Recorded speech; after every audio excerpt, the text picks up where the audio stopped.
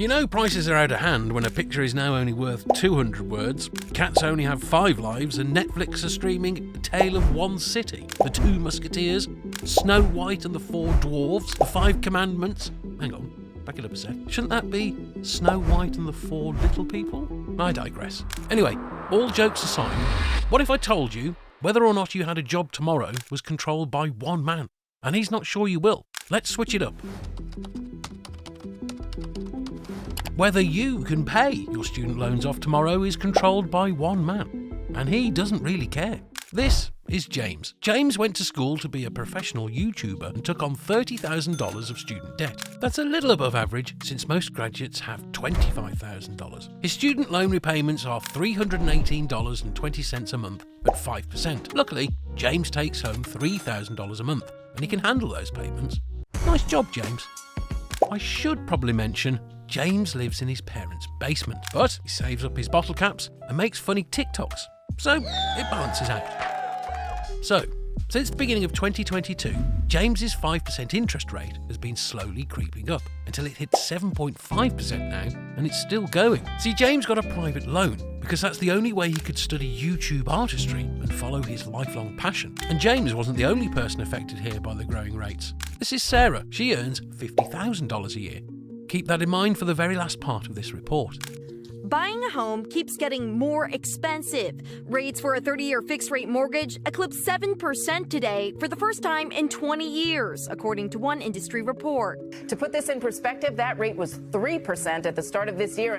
Today's rate means a difference of $850 a month on a typical mortgage payment for a median-price home compared to a year ago. That's almost a quarter of what Sarah takes home each month. Millions of Americans are suddenly faced with the prospect of never earning a home because it's just become too expensive, and it's likely going to stay high for the foreseeable future. Look, I know I may sound like I come from wealth and had a butler growing up that made wisecracks about how lazy I was in a kind of affectionate way only a true friend could, recognizing that I lacked true love from my parents and it was really his way of trying to bond with me and be my only friend, but that was not me. Okay? It wasn't. Yeah. Excuse me. Anyway, $850 is a lot of money. Not just for me, but most Americans. And remember James's student loan? Well, his payment grew for the new interest rate, and James is now paying, wait for it, $356.11. And couple that with some students who take out more than double that amount in multiple loans, and that can quickly add up. So, who's to blame? The guy who's paid only $190K a year, yet can affect so many lives. His name is Jerome Powell, otherwise called J. Powell. Not Jerry Powell, J. Powell. I found out that he hates being called Jerry Powell, and I'm not sure why Jerry Powell hates being called Jerry Powell. I mean, Jerry seems like a fun, cheery name. The type of name your roommate in college would make up for you after a night that, in his words, he would call fun. But anyway, Jerry caused all that. This guy is so powerful that an entire $200 billion industry was affected with his Thanos snap of the finger. Now, I'm no financial expert, just a guy on YouTube talking into the abyss, but if someone had that much impact on whether you paid a reasonable amount for your home, kept your job, or whether you could afford your student loans, you probably should know at least something about him. So, who is Jerry Powell? And why have I never heard of him? Well, that's because he's a bit like the Wizard of Oz. He works behind the scenes, pulling all the levers and making everything run smoothly. He's the chairman of the Federal Reserve, or the Fed for short. It's the Fed's job to keep stable prices and unemployment low. Basically, keeping a stable economy. That's a pretty important job, and typically you need a background in economics, something like a PhD in economics to get the job, but not Jerry Powell. He's the first chairman in over 40 years not to have a PhD in economics. Despite this, his net worth is impressive.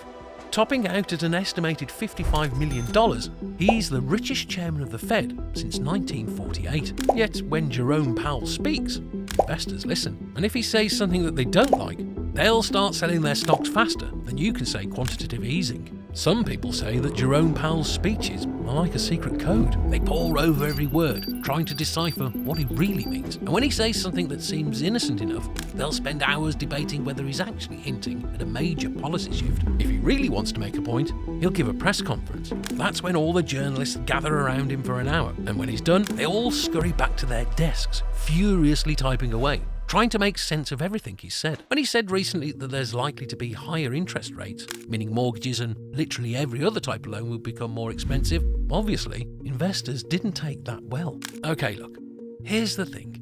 Jerome Powell knows that he's in control, and sometimes he likes to have a bit of fun with it. But that shouldn't affect your success in the economy. This may be controversial, but I think everyone deserves to have a decent life.